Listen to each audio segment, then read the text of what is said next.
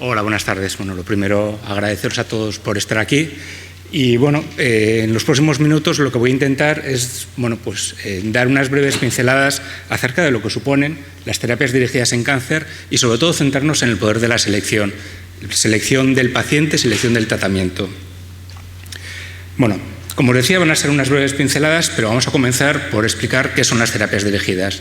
Está claro que uno de los mayores retos en la investigación clínica y farmacológica en cáncer ha sido el conseguir tratamientos efectivos que minimicen el daño sobre las células sanas. Esos tratamientos van dirigidos, de ahí el nombre de estas terapias, a interrumpir la manera en que funcionan y crecen las células tumorales, atacando objetivos específicos, bien en el interior o bien en el exterior de estas células.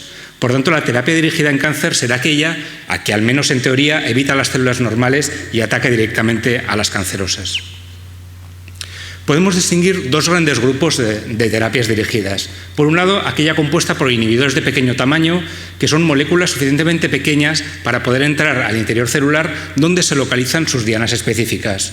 Y por el otro lado, el grupo de anticuerpos monoclonales, que estos por su tamaño no entran al interior de las células, sino que van a establecer contacto con dianas específicas localizadas en el exterior de estas células tumorales.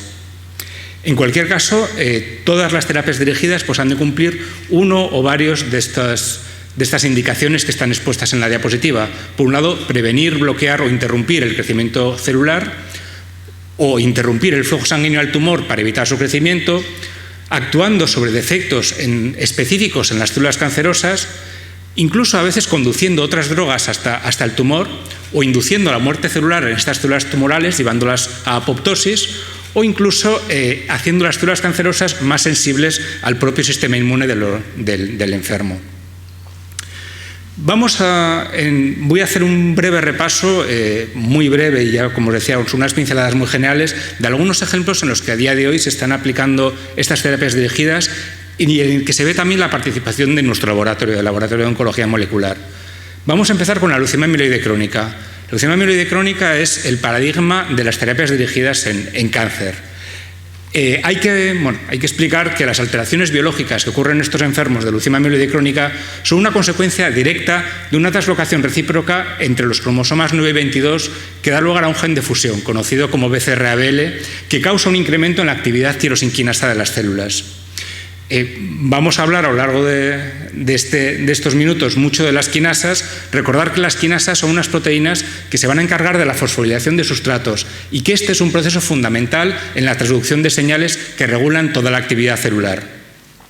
Centrándonos en la leucemia mieloide crónica, vemos aquí representados el par de cromosomas 9 y 22 humanos y vemos que en el cromosoma 9 se ubica el gen ABL. El gen ABL es un gen que codifica una quinasa. Como decía, las quinasas son muy importantes en la transducción de señales y por tanto son unos genes que están muy regulados. En el cromosoma 22 nos encontramos con BCR. BCR, por el contrario, es un gen que tiene una expresión mucho más alta y que se escapa, por decirlo de alguna forma, de la regulación estricta que tiene ABL.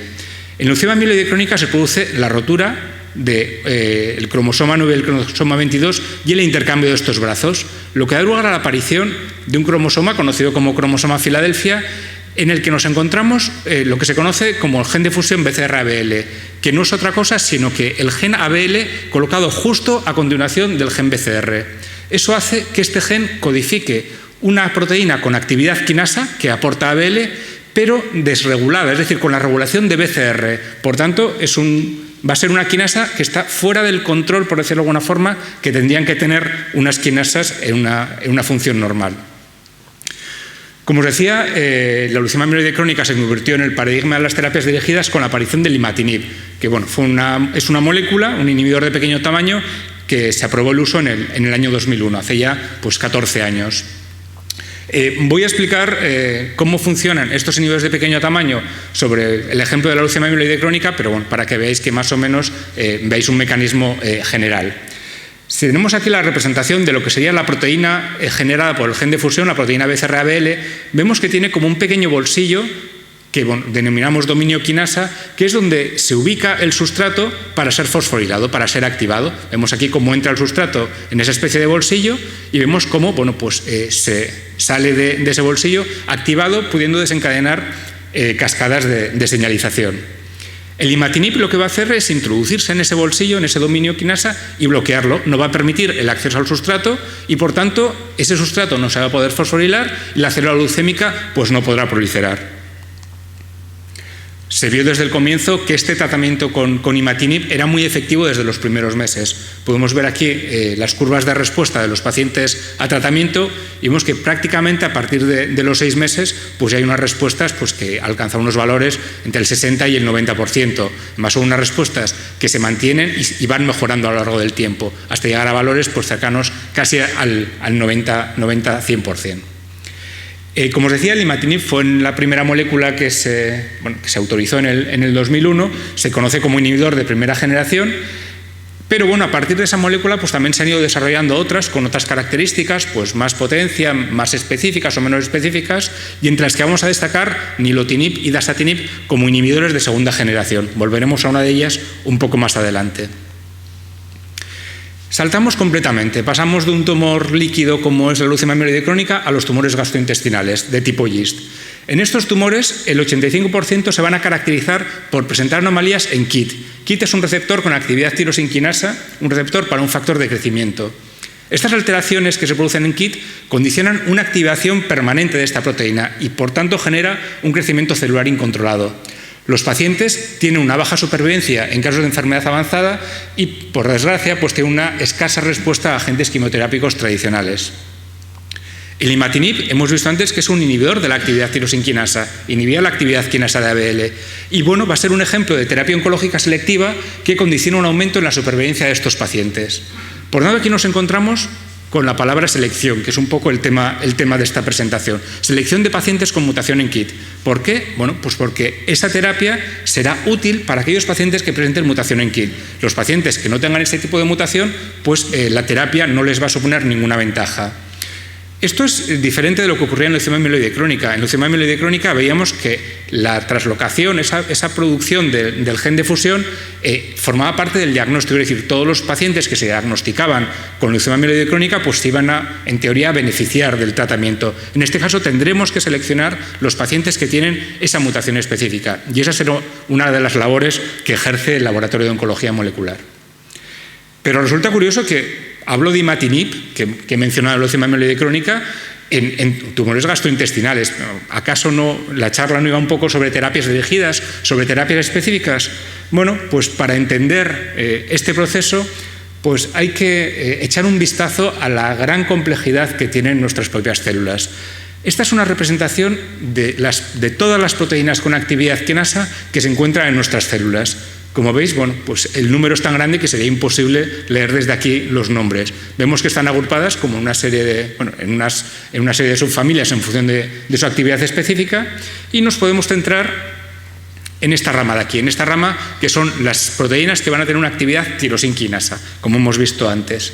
En esta rama, si la ampliamos, bueno, pues podemos ver que aquí está ABL, que era la que estaba implicada en la leucemia amiloide crónica, y si nos movemos un poco hacia arriba veremos que está KIT, de la que hemos estado hablando en esos tumores gastrointestinales. ¿Qué ocurre con los inhibidores? Bueno, pues que los inhibidores son específicos, pero no tanto. El ejemplo del imatinib vemos que es capaz de inhibir la actividad tirosinquinasa en ABL, como hemos visto que era muy efectivo, y también la actividad tirosinquinasa de KIT, como hemos visto también que era efectivo en esos tumores GIST. Y también inhibe actividad pues, en otra serie de proteínas con actividad quinasa en mayor o menor medida. El tamaño de los círculos indica esa capacidad inhibitoria. Dasatinib, que lo mencionaba antes como un inhibidor de segunda generación, se desarrolló como una molécula con capacidad inhibitoria más potente, pero también se demostró que era más inespecífica. Vemos aquí que produce inhibición sobre un gran número de las proteínas con actividad tirosinquinasa. Esa falta de inhibición o esa inhibición específica puede ser buena o mala dependiendo del caso. A veces, pues, el hecho de esta inespecificidad pues, permitirá bloquear varios puntos de una ruta de señalización. Por otro lado, también el bloquear un número excesivo de proteínas con actividad quinasa, que como hemos visto son fundamentales para los procesos de desarrollo celular, pues también tendrá unas consecuencias en forma de efectos secundarios para los pacientes. Saltamos nuevamente a otro tipo de tumor, adenocarcinomas pulmonares. Pero bueno, a pesar de saltar de tumor, nos encontramos de nuevo en la misma rama. Y bueno, pues aquí vamos a hablar de un gen que se localiza creo que aquí apenas se ve en esta diapositiva, EGFR.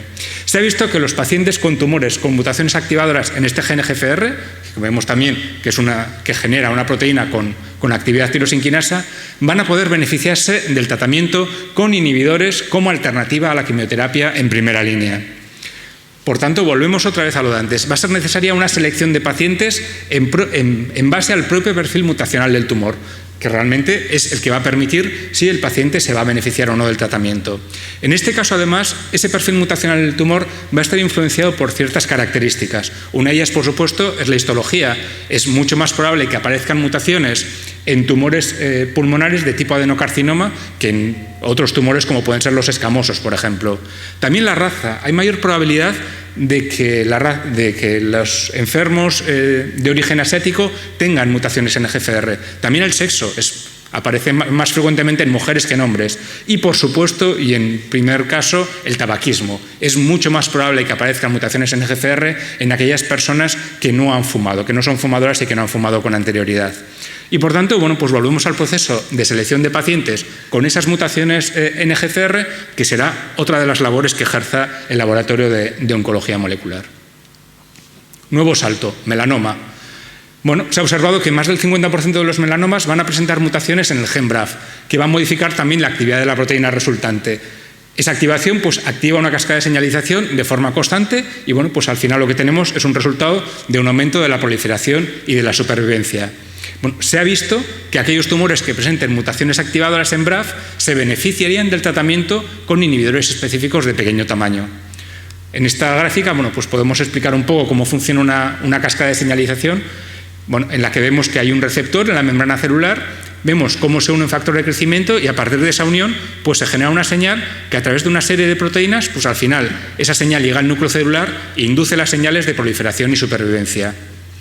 Vemos que aquí está BRAF, que está la proteína BRAF de la que estábamos hablando en melanoma. Si BRAF está mutado, en los tumores en los que está mutado, vemos que se genera esa señal sobre la cascada independientemente de que haya o no receptor. Vemos que aquí no hay una conexión entre ese BRAF mutado y el receptor y el factor de crecimiento, que es el que realmente tiene que inducir esa cascada. Sobre esa mutación en BRAF, sobre ese BRAF mutado, es sobre lo que podrá actuar el inhibidor.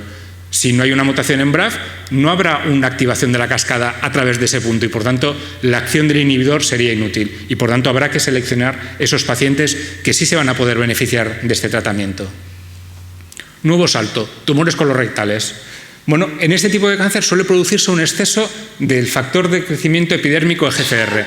Ya habíamos hablado también de él con anterioridad. Realmente se ha visto que los medicamentos que bloquean este receptor pueden ser efectivos para detener o retrasar el crecimiento del cáncer colorectal, pero con una condición, siempre que ese tumor no presente una mutación en genes de la familia RAS. Esto cambia un poco el esquema que hemos visto antes. Antes estábamos atacando un exceso de actividad, una activación constitutiva de una ruta mediante un inhibidor. En este caso, parece que la condición es que si hay una mutación no va a ser efectivo. Bueno, para entenderlo, está esta gráfica en la que vemos cómo EGFR, que es un receptor de membrana, pues se une un ligando y esa unión del ligando pues genera una cascada de señalización que en último término pues llega al núcleo y activa las señales de proliferación indicadas. Si hay mutaciones en RAS, se genera una proteína activada constitutivamente que es independiente de que EGFR reciba unos ligandos y emita señal. Vemos que aquí la cascada, por decir algo, empieza desde RAS y esa cascada pues, va a inducir esa proliferación y esa supervivencia celular. Si nosotros mediante un inhibidor, en este caso es un anticuerpo monoclonal, que como hemos explicado anteriormente, son estos inhibidores que no entran en la célula, sino que ejercen su acción interaccionando con moléculas en el exterior, pero bueno, el mecanismo de acción es similar en cuanto a que bloquean el acceso de los sustratos al receptor. Si nosotros inhibimos mediante estos anticuerpos monoclonales, interrumpimos la señalización a este nivel. En este caso, bueno, pues cuando no hay mutaciones en RAS, vemos que la cascada está completamente inhibida. Entonces, este tumor va a responder a un inhibidor de EGFR, este de aquí. ¿Qué pasa si hay mutaciones en RAS? Por mucho que nosotros bloqueemos la cascada a este nivel, la cascada está activada más hacia abajo. Entonces, este tumor, desde luego, no va a responder a un inhibidor de EGFR. Da igual que esté unido el inhibidor que no, si la cascada está activada desde un punto inferior. Y, por tanto, volvemos otra vez a la importancia de la selección del paciente y al trabajo que realiza el laboratorio. Esto ha sido un breve repaso tremendamente simplificado. Posiblemente los oncólogos que estén en la sala me estén mirando mal por simplificar todo tanto, pero bueno, era simplemente para dar una serie de ejemplos del trabajo que ejerce el laboratorio y de la importancia que tiene la selección de los pacientes y el tipo de terapia que se da hoy en día. Tras hacer este breve repaso, quería poner un par de ejemplos de otra labor importante que creo que tiene el Laboratorio de Oncología Molecular, que es una labor de investigación, pero investigación derivada directamente de su labor asistencial. Voy a hablar de dos trabajos que desarrollamos en nuestro laboratorio y que creo que explican bastante bien lo que quiero contar. Vamos a empezar por un trabajo que realizamos en leucemia mieloide crónica y que publicamos ya hace 5 años en una revista de alto impacto en su campo, como es Leuquemia y Linfoma. En este trabajo lo que demostramos fue que la técnica que estábamos utilizando actualmente en el laboratorio, que era la secuenciación directa, era perfectamente adecuada para la identificación de mutaciones de resistencia en leucemia mieloide crónica. Algo que no he mencionado, pero que es muy importante: en las terapias dirigidas, en el tratamiento pueden aparecer resistencias asociadas a ese tratamiento. En el caso de la leucemia mieloide crónica, sobre todo por esa respuesta y ese tiempo tan largo de tratamiento, pues ocurre que el paciente puede desarrollar, o pueden los clones que tienen esas mutaciones desarrollarse de tal forma que se crea una resistencia a ese tratamiento. Esa resistencia ocurre por mutaciones en el gen ABL, ese gen ABL que participaba en aquel gen de fusión BCR-ABL que hemos visto al principio. Bueno, el trabajo consistía, y de hecho estaba realizado con varios pacientes. Este es el ejemplo de uno de ellos que habíamos analizado en nuestro laboratorio, pacientes reales de Luca, en el que vemos como un paciente, desde el momento del inicio del tratamiento, pues desciende su número de células leucémicas. Vemos cómo va descendiendo a lo largo de los meses, hasta que prácticamente el número de células leucémicas presentes en su organismo era prácticamente indetectable. Pero de repente hay un repunte, aparece un mayor número de células leucémicas y en ese momento, pues hacemos un estudio mutacional para ver qué es lo que ocurre y detectamos que realmente en ese paciente hay una mutación de resistencia al inhibidor. La secuenciación, que es el método que utilizamos para mirar el perfil mutacional, se considera una técnica no demasiado sensible. Se considera que la sensibilidad oscila entre el 15 y el 20%, es decir, haría falta que haya un 20% de células con mutación para poder detectar esa mutación. En este caso, nosotros vimos la mutación muy claramente y estaríamos como en un 20% de células leucémicas.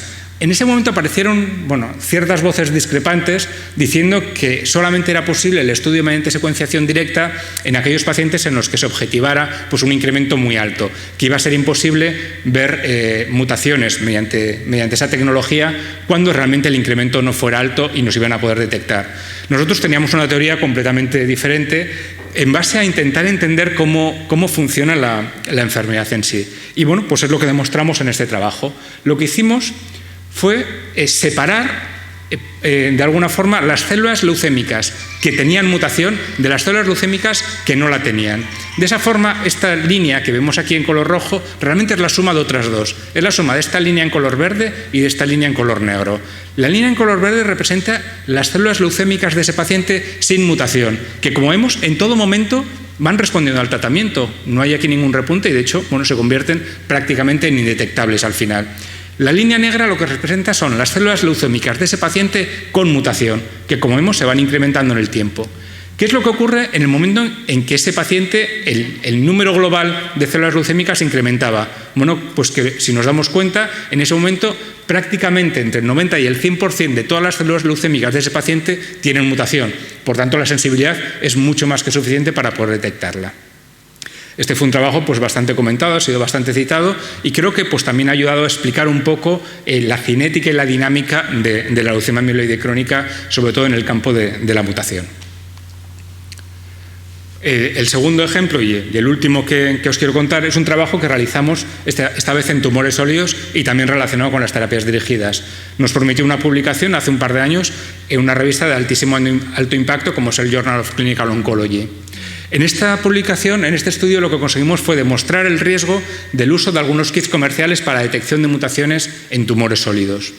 Lo cierto es que en los laboratorios de diagnóstico molecular como el nuestro se utilizan test comerciales de detección de mutaciones, bueno, pues porque también ofrecen una mayor sensibilidad, una mayor rapidez, incluso una mayor objetividad, porque requieren pues, menos formación o menos experiencia en la interpretación de los resultados.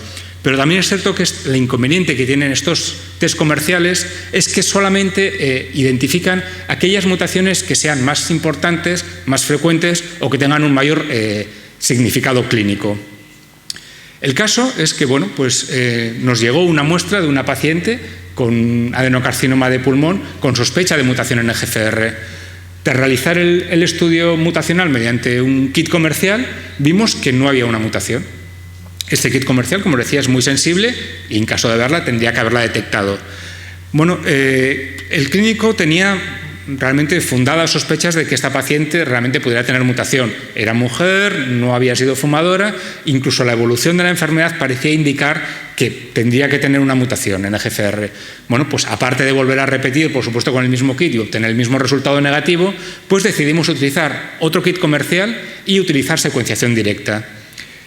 En ambos casos vimos que ese paciente tenía una mutación que correspondía al cambio el 858R, que es una mutación muy prevalente en cáncer de pulmón y es una de las que, por supuesto, tendría que haber detectado el primer kit comercial. Bueno, pues a partir de ahí pues empezamos a darle vueltas a la cabeza e intentar entender por qué no había funcionado el kit en primer lugar, porque además era algo muy grave. Como os decía, es una mutación prevalente y desde luego que es indicativa de una terapia específica para este tipo de mutaciones. Bueno, pues lo que hicimos fue analizar con más detenimiento los resultados que habíamos obtenido mediante secuenciación directa. Vimos que mediante secuenciación se observaba perfectamente la mutación que daba lugar al cambio del 858R. No sé si podéis apreciar, aquí hay dos líneas que están sobrepuestas, una roja y una negra, que pues indica que hay una discrepancia de bases. Vimos que veíamos perfectamente esa mutación y que también observamos otra mutación. En este caso daba lugar al cambio P848L, que no era una mutación muy frecuente, pero bueno, estaba ya descrita con anterioridad. Conociendo cómo funcionan este tipo de test comerciales, pues empezamos a hacer nuestras cábalas. Este test comercial en cuestión, y prácticamente todos los que son similares, pues se basa en el uso combinado de PCR, reacción en cadena de la polimerasa, como ha indicado antes la doctora Balbín, y un sistema de identificación de la amplificación. La reacción en cadena de la polimerasa lo que nos permite es, a partir de unas pocas copias de DNA, mediante una serie de ciclos en un termociclador, conseguir un gran número de copias que nos permite una identificación y un análisis más sencillo. Pero está claro que la PCR, para funcionar, requiere el anclaje de unas secuencias específicas complementarias para funcionar, para que se produzca esa reacción en cadena. Y entonces nos planteamos la necesidad de saber si las dos mutaciones de las que estábamos hablando se encontraban en la misma hebra de ADN o si realmente se encontraba una en cada una de las hebras del DNA. Bueno, pues vamos a llamarlo suerte en este caso. El cambio que producía la mutación P848L también creaba un sitio de restricción para una enzima bastante habitual, el enzima PST1, que nos permitió hacer un experimento relativamente sencillo. Podíamos hacer una digestión con esta enzima que generase unos fragmentos que podíamos analizar por separado, sabiendo que todos estos fragmentos de este tamaño tenían esta mutación porque es la única que permitía la digestión con esta enzima. El análisis mediante secuenciación de estos fragmentos determinó que todos ellos tenían el cambio que daba lugar a la mutación L858R, por lo que sabíamos que las dos mutaciones se encontraban en la misma hebra del DNA. Lo cierto es que esto nos ayudó a entender y a publicar en este artículo que al desaparecer una de las secuencias en la hebra por coincidir con la segunda mutación, no podían anclar esas secuencias específicas necesarias para que funcionase la reacción en cadena de la polimerasa y la detección de la primera mutación. Pero curiosamente los controles de seguridad del kit, por supuesto estos kits comerciales tienen unos controles de seguridad muy estrictos, de hecho están diseñados para diagnóstico clínico, pues los controles de seguridad no habían saltado. ¿Por qué no habían saltado? Bueno, pues porque realmente sí se amplificaba perfectamente la hebra que no tenía mutación, es decir, se obtenía una amplificación, pero únicamente de la hebra que no tenía ninguna de las dos mutaciones, y por eso daba un resultado negativo en vez de haber dado un resultado inconcluyente si no se hubieran amplificado ninguna de las dos. Quería poner estos dos ejemplos porque yo creo que son un ejemplo muy claro de la versatilidad del laboratorio de oncología molecular al que pertenezco, que por un lado pues combina una labor asistencial, que yo creo que es fundamental, pero también una labor investigacional derivada directamente de esa labor asistencial, que yo creo que es una de las partes más interesantes y que realmente pues, es también algo que motiva a todos los componentes de este laboratorio. Para terminar, únicamente pues, hacer un breve repaso sobre la realidad de las terapias dirigidas, recordando pues, que las terapias dirigidas van a tener como diana de acción alteraciones génicas de las células tumorales que afectan a su desarrollo o su viabilidad. ¿Mediante qué? Mediante la identificación del defecto o alteración que tienen, que será necesario seleccionar el paciente con esa característica en su tumor, que ha de existir fármaco sobre esa alteración. Estamos hablando siempre aquí a nivel asistencial y clínico. Es decir, no tendría sentido analizar a nivel asistencial un análisis mutacional si no existiera un fármaco que se pudiera aplicar al enfermo en ese momento. Y también ha cambiado mucho la forma de ver los tumores. Anteriormente, los tumores se entendían por el origen, el tejido de origen del tumor o por su histología. Ahora también se pueden ver por el nivel de alteraciones genéticas que tienen, que como veis en muchos casos son comunes los genes que participan, que alteran y que forman parte del proceso oncogénico. Entonces también ha cambiado la forma en la que los oncólogos pueden ver estos tumores. Por supuesto, todas las terapias dirigidas, como cualquier otra terapia, pues también tienen sus inconvenientes. Mencioné antes la aparición de resistencias, que es uno de los hándicaps que tienen estas terapias. También la cronicidad, es decir, por ejemplo, en el caso de la leucemia mieloide crónica, esa necesidad de tratamiento a lo largo de toda la vida para mantener bajos los niveles de células leucémicas. Cronicidad frente a curación, que es realmente a lo que se aspira. Y, por supuesto, efectos secundarios. Estamos jugando con actividad tirosinquinasa en los ejemplos que hemos puesto, que como os decía son fundamentales para el desarrollo de las células, y eso por supuesto va a acabar teniendo unos efectos secundarios sobre el paciente. No voy a incidir sobre el futuro de las terapias dirigidas porque van a ser objeto de la mesa de discusión a continuación, pero únicamente mencionar que se van a basar en la identificación de nuevas alteraciones génicas en tumores, a la aparición de nuevas aproximaciones, por ejemplo, a inmunoterapia, eso que comentaba antes de hacer a la célula tumoral más susceptible del propio sistema inmune del organismo. Por supuesto, el desarrollo de nuevos fármacos frente a las alteraciones es fundamental y, por supuesto, en último término, la curación. Y para finalizar, quería terminar, por supuesto, dando las gracias, pero también rompiendo una lanza por la visibilidad de la labor de los laboratorios asistenciales, como es el nuestro, que realmente apoyan en la labor clínica del día a día del paciente, permiten la aplicación no solamente de la investigación básica, sino que también generan una investigación propia y también remarcar la importancia de todos los perfiles implicados en un laboratorio como el nuestro. Técnicos, facultativos, licenciados, investigadores, con unas fronteras que muchas veces se diluyen y en las que todos colaboramos por un frente común. Muchas gracias.